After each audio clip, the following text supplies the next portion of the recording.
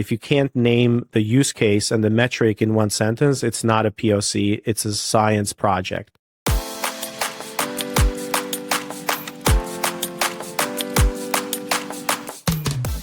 Hello, and welcome to Generation AI, where we demystify artificial intelligence in the world of higher education and beyond. I'm your host, Ardis Kadiu, and as always, I have my co-host, Dr. JC Bonilla. Hey, JC.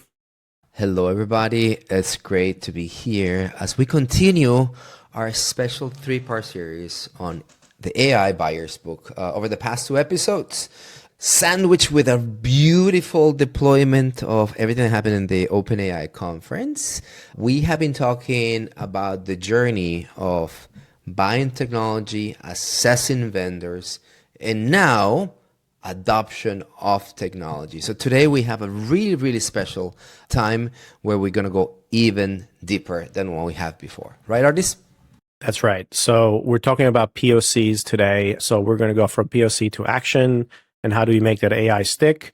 You know, too many AI pilots end up as theater. You know, the demos are wow, the dashboards really glow, and then nothing ships, right? It's such a great analogy, by the way. And you know, the trailer to movie Disappointment is such a good analogy for AI, right? Yeah. The disconnect between trailer and movie. Exactly. So how do you turn that POC, or how do you turn that pilot or that kicking the tires, so to speak, into production with clear metrics, fast feedback, and also the wins that you know your team and your leadership can see?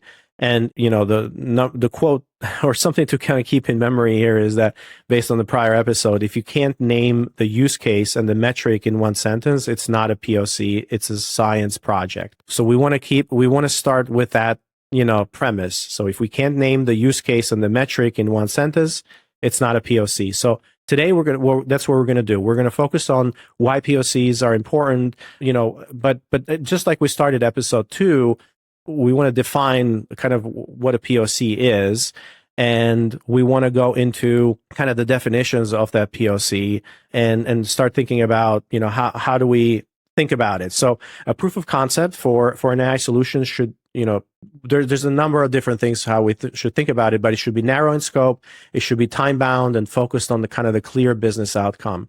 And the goal is to validate specific capabilities or use case with minimal investment, and not to build kind of full production systems. This is where a lot of folks kind of fall short on POCs. So a good POC targets a well-defined problem, like we talked about, so reduced response time in student support, or automating initial application review, and has measurable success criteria that have been established up front. And this is, you know, this is crucial, right? Because you should be reading intangible business value. So an example is, can AI answer 70% of the students' FAQ and save 20 hours of staff time per week? Like, that's very tangible, right? It's like, okay, you know how many students' questions come in. Can it answer 70% of those without handing them off? Rather than an open-ended tech exploration. So by keeping kind of the scope focused in a single workflow or kind of a few related tasks, you avoid the trap that a lot of POCs or trying to do everything in kind of this one pilot, so to speak. So successful POCs also run with very short time frames, about 4 to 6 weeks, and they have gated milestones and a firm end date. So this ensures that the project remains manageable. It doesn't overwhelm the vendor. It doesn't overwhelm there's not a lot of commitments on the other side. So it's supposed to be a very heavy lift, and it doesn't drift into kind of this pilot purgatory, again, where 88% of AI pilots, they languish without reaching a production, right? They basically are dead. So a strong POC finally kind of involves the right stakeholders, so both the business and the technical side, and from the start, and plans for how to succeed if results meet and agree the go no go criteria. So that's essentially the job of a pilot or a proof of concept, is a go no go criteria. That's your big milestone, and that's what you're trying to define, right? Does this thing is a go or no go? One of the expansions I want to do here, right? It's a framing of go no go, right? No go, basically failed pilots, It's not a defeat on technology, transformation, AI projects, whatever you want to call it. It's really important for you to understand that these metrics of a good POC for go, no go, it's literally what moves forward. Knowing that these metrics by design are pre-built to identify stuff that doesn't move forward. So if it doesn't move forward, you know what it is, Ardis? A celebration. Many of us launch these POCs and it didn't move forward. Why? Because it didn't pass the metrics. Fantastic, right? But this is the problem, that many of these POCs don't have the metrics that move forward, and they're like, born, to like not succeed, not have impact, and they just basically wasted times. How many of these technology deployments are lingering and going nowhere? Go, no go, it's the right mindset. But as we succeed and celebrate a pilot moving forward, because it's going to be moved to a basically bigger project, more transformation, the stakes built, the ones that don't move forward, it's absolutely fine. In a way, it's a really important celebration. Does that track? Yeah, exactly. And so we can certainly take a look at those key traits of a good AI POC. Should we just jump on that? Let's do it, right? Because the concept is, all right, how do I know that this is designed for success, POC, or it's in success realm? In other words, what is the expression, hire fast, fire faster, right? Something like that. POCs have that also nature. What are the traits of success? Because some of them, you can pull the plug way earlier, right? So from the point of view of failing fast, so you can do the next POC and continue that evolution, these traits are super important. Yeah. So before we go to the metrics, like let's summarize what you just said. So why most POCs fail, right? The POC often starts with tech first excitement, not the problem. Mm-hmm. Teams get distracted by what's possible instead of what's impactful. So it's like, oh, they get excited and it's like, oh, let's see if this is possible, but they forget about the impact. They pilot drift because there is no anchor metric. There's no timeline and no owner. So that's super important. And then, it's like the shiny demo does not equal operational change. So the value, it's like, how do you connect the value? So really ask yourselves, is like, can we name the user the AI is helping? Can we name the metric it's improving? And can we run this trial within 30 days? So those are three things that you should ask yourself as part of this. If you can't, just pause, because you're set up to fail. So let's go into like what are the right metrics? Think about the metrics for the POC, right? And how you should think about this. Well, we're going to talk about the traits, right? Let's think about the traits, most of the traits for a good POC, right? And we're going to think about, like, it needs to be narrow and specific in scope. So very narrow and specific in scope. So essentially target one workflow or use case, example, an admissions QA bot or an AI recruiting agent, but not multi-departmental. It's not a multi-departmental overhaul. So if you can't summarize the POC's purpose in a couple of sentences with the clear success metrics, it's too broad. Yeah. Does that make sense? Of course, right? To specificity and going back to episode 1 and 2, the linking of this narrowness is a combination of, your use case, you understand the product category that you have, the lift that you need to do, and then all that's kind of common shapes it. Yeah, exactly. So the second kind of really good trait and one of the most important things is kind of short and time box. So a good POC needs to be short and time box. So limit the POC to just a few weeks. Usually 4 to 6 weeks is common, with defined phases. So there's a setup phase, there's a development phase, a testing and evaluation phase, and a hard stop. So there's a hard stop, and this really creates urgency and prevents endless tinkering, because both sides are gonna, there's going to be changes and you scope creep and all of that. So a good POC is short and time boxed. The next one, clear success metrics, and this is super, super important. Establish what metrics will prove the concept is viable. And this is the whole idea of running a POC, is so the concept is viable. right? And how you're going to determine that the concept is viable. This is not a, hey, we want to get a head start on our implementation, so let's just think about this as a POC, or so that is not a POC. A good POC, a proof of concept, is establishes and says we need to define the go, no go boundary, and you need a good metric to that both parties, the vendor and the institution and the company, are defining. So in this case, it's like you can say AI handles 70% of inquiries without human help, right? That can be a really good success metric. The average task completion time cut off by 50%. That's another good one. So write down this acceptable criteria before starting and avoid any scope creep. So there's a whole bunch of battle-tested examples in higher ed that you can kind of focus on. Think about time to value. So reduce response time to inquiries from 36 hours to under 1. So that's a time to value type of metric, right? And we're giving some more examples of those metrics. We figure that people, this is where a lot of things fall apart because they just don't know what that time of metric. Think about conversion lift. So this is a conversion lift metric. The number is this right now, and we're going to move it to this. Think about, and this is an example, can be move inquiries, just like we said. Move inquiry to application from 12% to 18% with an AI recruiter. So that's a very clear metric. Now, when we think about the time bound for that, it might be a little bit like you might need to leave enough room in there for that metric to move depending on how large that conversion timeline is. So think about that when you build these metrics. It's like if it's 6 weeks, then you need to make sure like, okay, we're at the right 6 weeks and we are improving it by this amount. Staff relief, right? So free up 10 to 20 hours per week per counselor via AI generated replies and summaries. This is another one that you can kind of come up, but it needs to be very kind of defined. It's like, okay, how do you do that? Like if the AI is handling 50% of, or is handling 5 conversations or replies per counselor, or is handling X amount or Y. Think about deflection. So deflection is another way as a metric. And then resolve, we talked about this, resolve 70% plus of tier 1 questions through an AI support agent. So this is an agent that you put on your website, that you put on maybe your student portal or your student hub, or you have a phone number that the agent works on, or you have an inbox that the agent is responding on.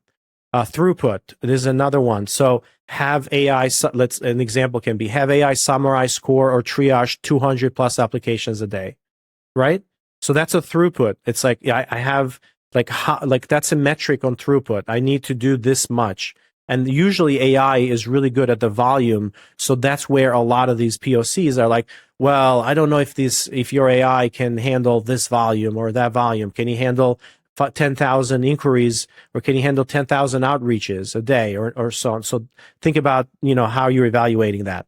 And then the last one is kind of student success. So nudge students before they drop, but this is more like open-ended. So I wouldn't recommend thinking about that in terms of student success. You might want to think about a metric that you're trying to move around student success in there. So those are some of the things that I would focus on clear AI metrics. Does that make sense, JC? 100%. To build these attributes of great POCs with these metrics, first, to recap, we have narrow scope, second, time bound, and the aspect of time bound that I really like with the metrics, are you going to measure these things weekly? How often does it connect? And then how does that go into the scope on the teams that need to provide you with, these time bound aspects of the metrics? So how does it connect with the institutional partners and the goals and whatnot, right? And the last part, with just these 2 components, but there's more other components of what makes a great POC, is that it doesn't isolate AI into just one team succeeding or failing in that POC, right? In a time-bound environment. So a narrow scope, that doesn't mean that you're going solo, right? That the impact, it's cross-functional, and, it's a really important aspect. So those metrics expand the layer of cross-functional and how impact could be seen outside your team. What else makes a great POC, Ardis? Yeah, think about the business value. Try the POC to the business outcome. Like we just mentioned a whole bunch of the things. So you have the success metric, but then the business outcome as well, right? So is it a cost saving? Is it faster responses like we talked about? Is it higher conversions?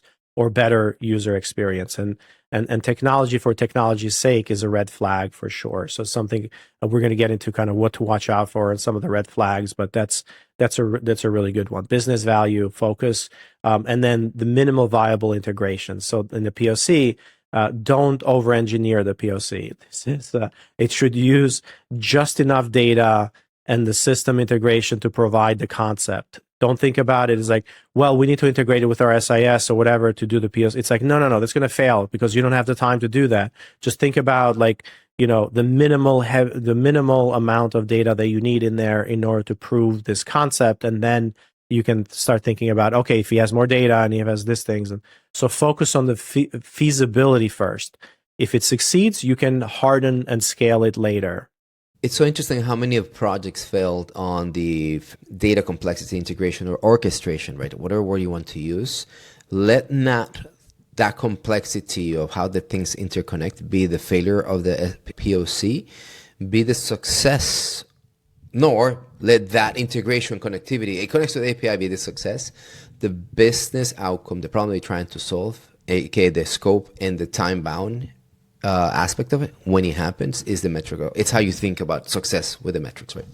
Cool. Yeah, exactly.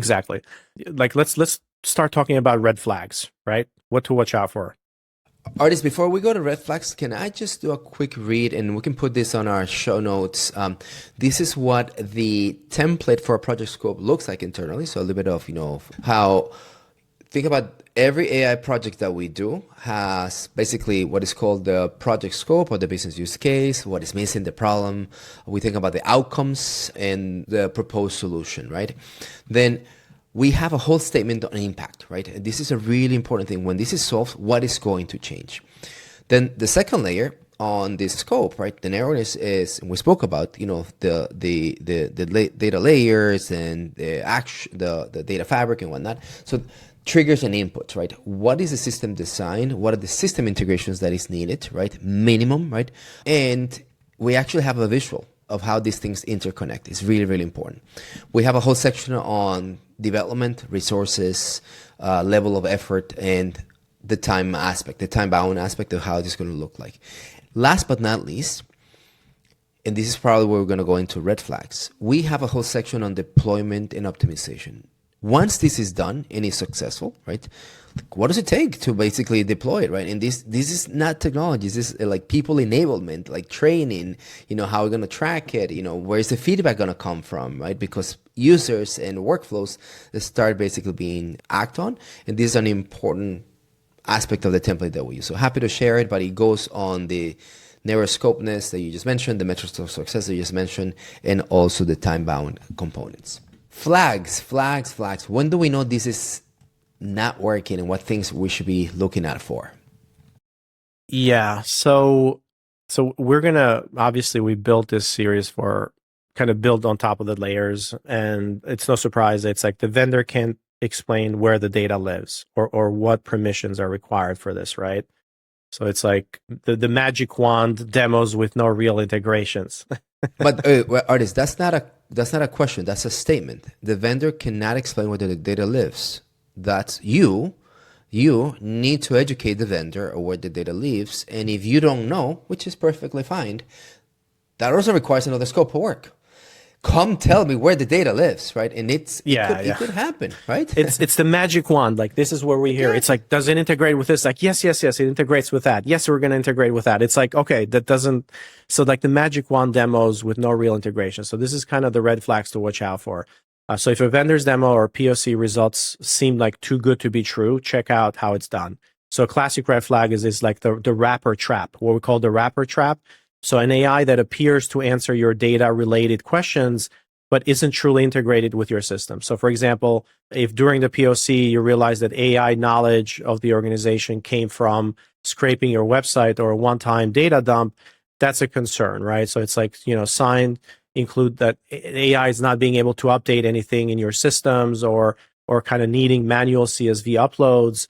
So there, again, it kind of means that it's kind of an ongoing use that it's going to have stale data and limited functionality. So they can't provide a real data architecture or where the data lives and how it kind of connects to your systems.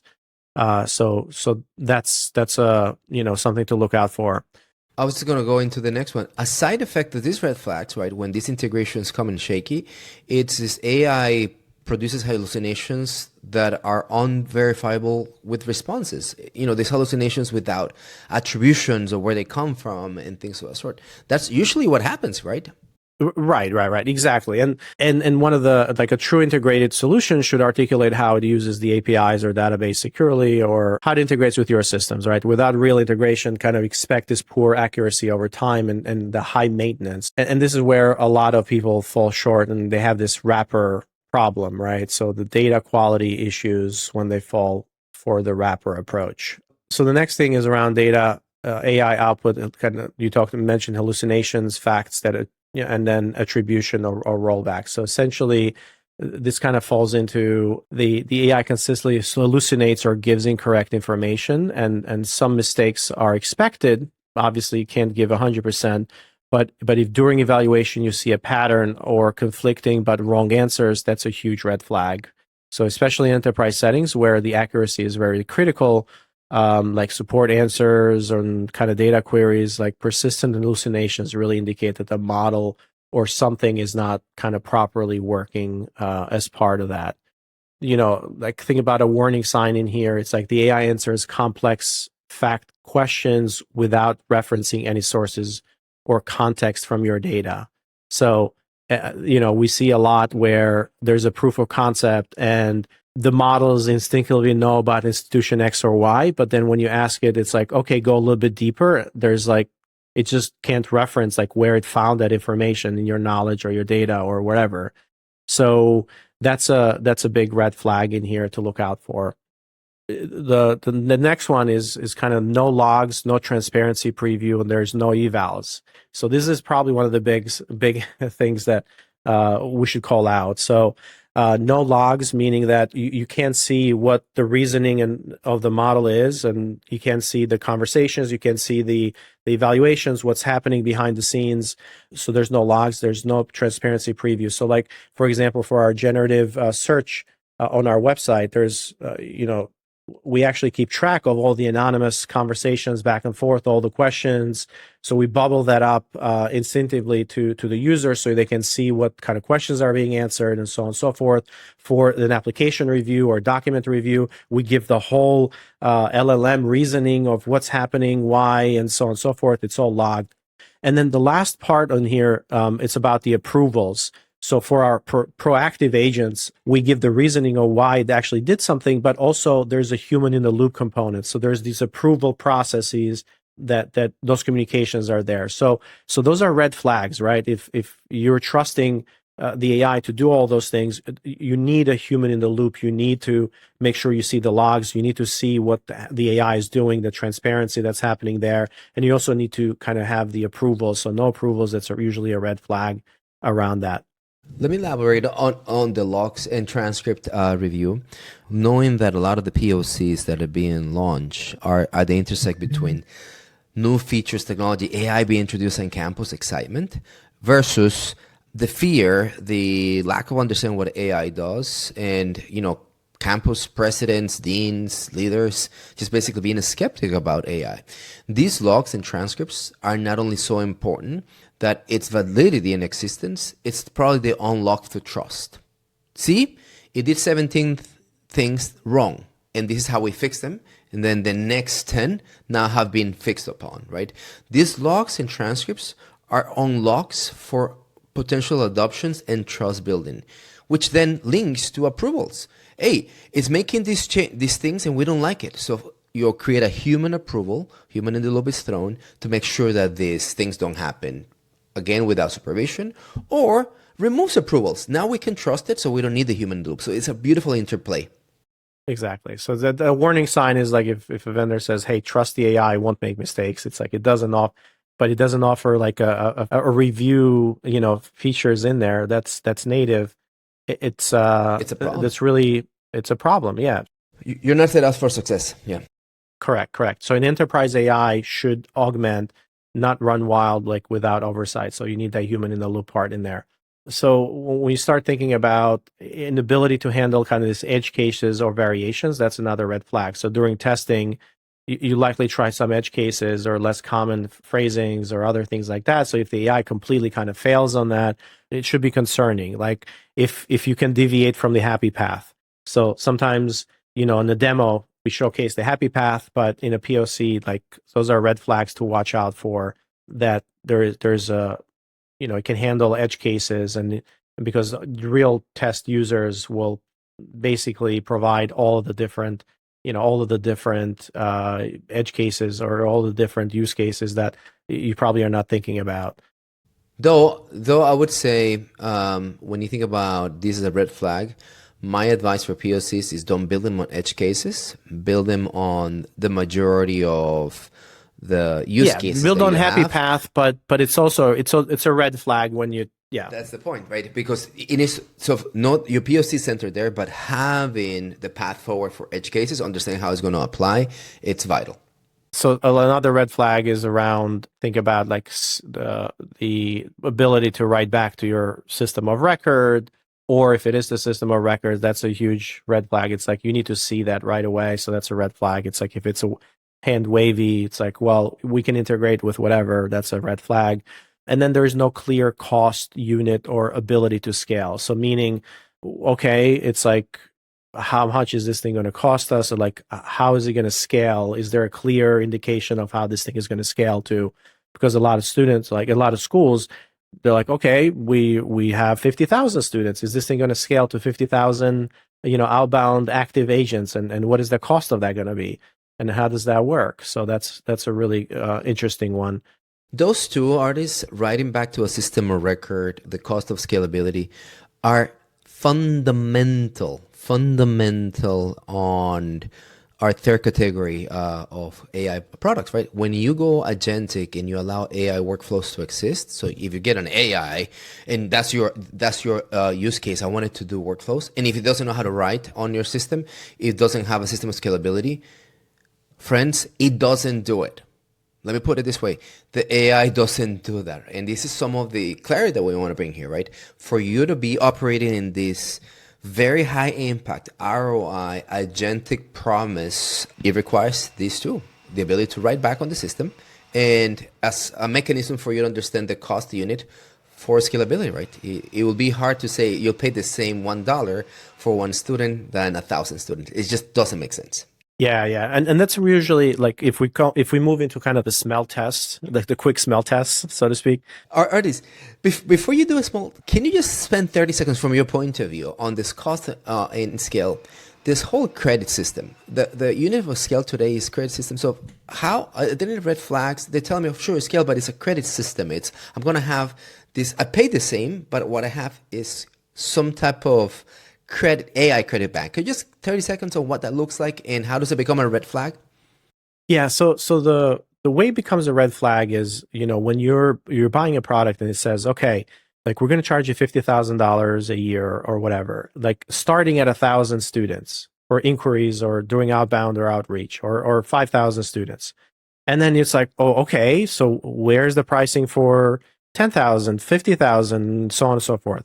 So like that becomes an issue for a lot of the scaling, because if AI is successful, you want to increase the cost to tremendous. So you want something that can give you that predictability in there, but also if it becomes successful, it's not going to cost you multiple times what your system of record is actually costing, or your CRM, or you know what I mean. So it can get pretty expensive pretty quickly if you go with kind of the proof of concept that says for 1,000 students it's going to be X amount, or 50,000 or $100,000 a year, but then you're going to want to use it more and more and more, and it just fails. So right now the pricing around AI, how do you price AI products, is super important, and there's just a lot of pricing inflation that's happening there. So you just gotta be careful around that. Yes, lovely. All right, let's go into this quick smell test. And the reason why I like this framing, this is literally the 60-second, there's something that doesn't track here, right? Like, quick and dirty, I can move forward, or I should just basically stop or ask differently. So what are the ask the vendor yourself quick smell test, Ardis?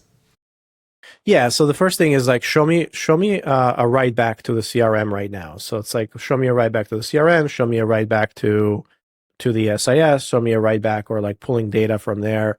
Show me how you do your knowledge base. So this is where systems that are standalone have an advantage, because the system of record is all the context and the data of the user and all that stuff is all self-contained. So it's all integrated into one place. But if it's a wraparound, or if it's a kind of point solution, right? That's what we're talking about. It will need to do that. So that's a really quick, quick smell test there. So how do you connect to your data? Can you show me kind of the AI updating a record in real time? Or a strong solution will have that, for example, it will have authenticated APIs.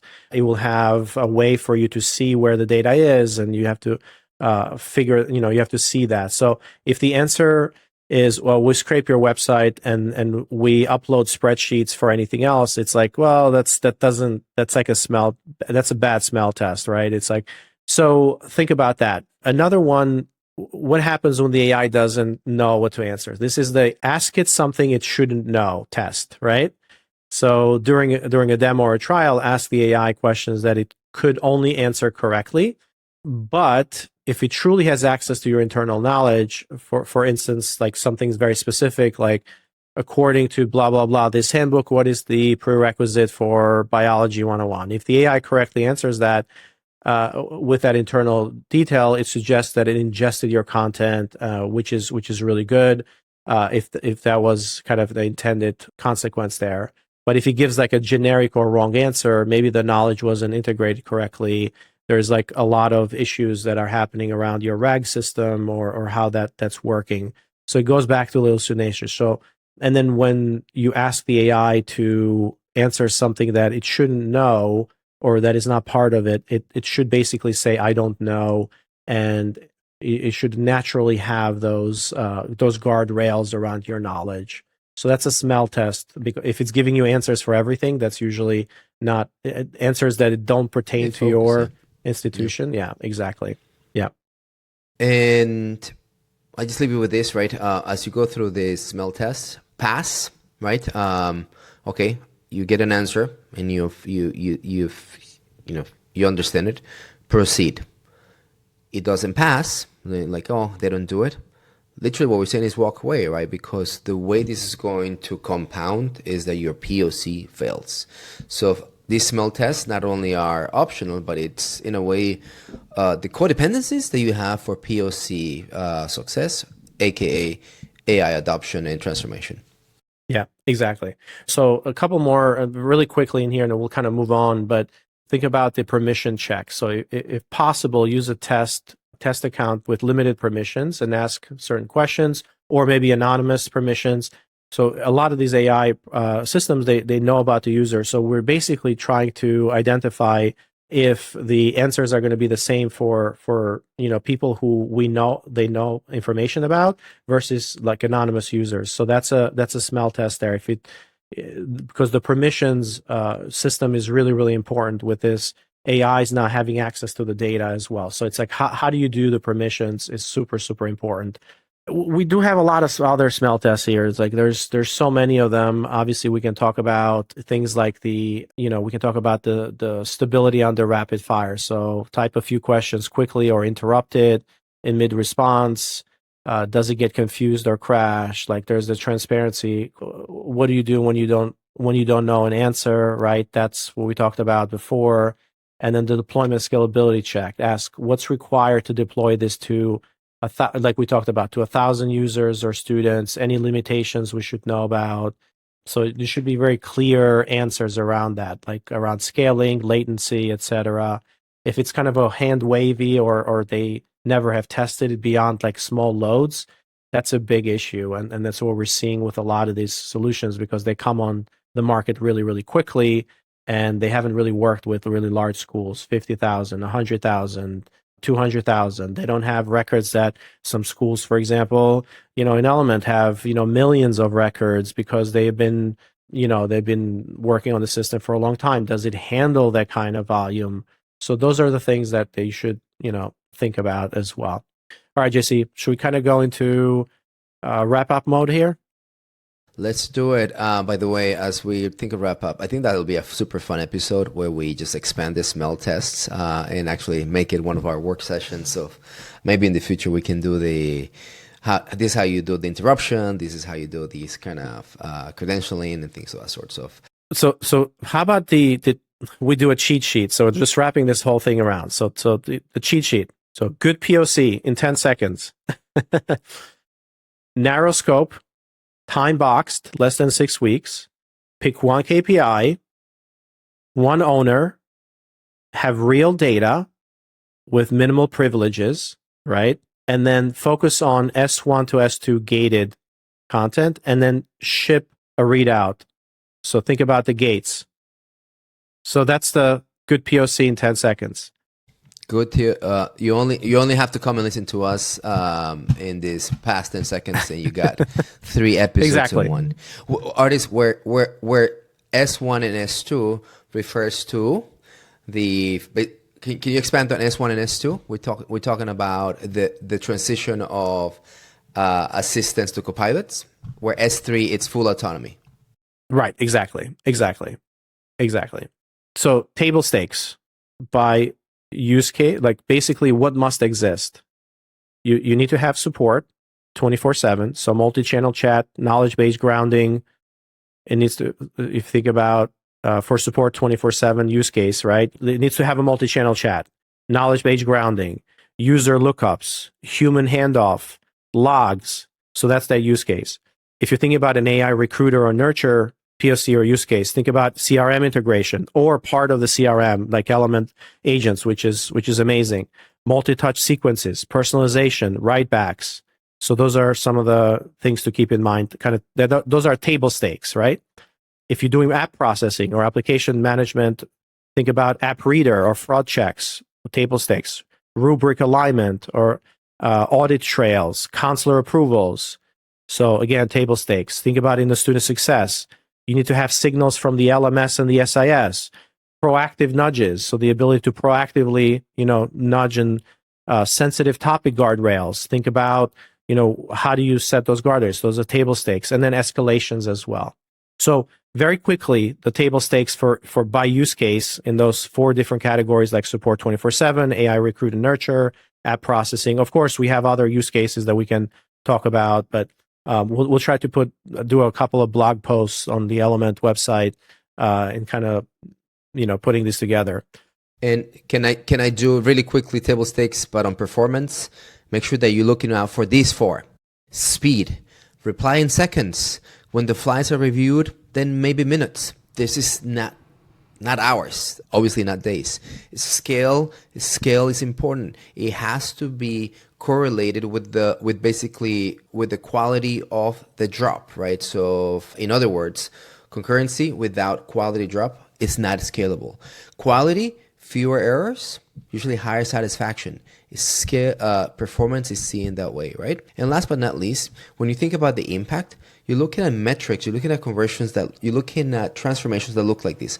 Your conversion increases, your deflection increases, your staff time increases. In other words, there's free time. Those are things on performance and impact that can help you significantly. Yep, exactly.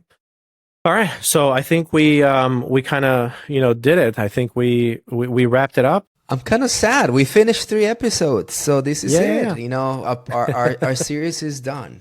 I hope everybody you've enjoyed our contribution here. We're trying to solve a problem that it's very seasonal today. A lot of information, a lot of potential, a lot of noise in this AI space. So follow these 3 series where we take you into what is the framework for buying? How should I look at vendors and how should I score them to make decisions in a more objective way? Mm-hmm. But then knowing where we are today, POC is king. How do you make POCs stable, successful? And in a way, what are the watch outs, the things that you should be looking out for to make this POC fail and kind of go at it? So, yeah. Core takeaways for me: start where your data lives, climb the autonomy ladder gradually, Anchor everything in use cases, playbooks, and checkpoints, and then focus on measurable incremental wins that can compound into intelligence. So I feel that's kind of how we have to end this. So till next time, everybody.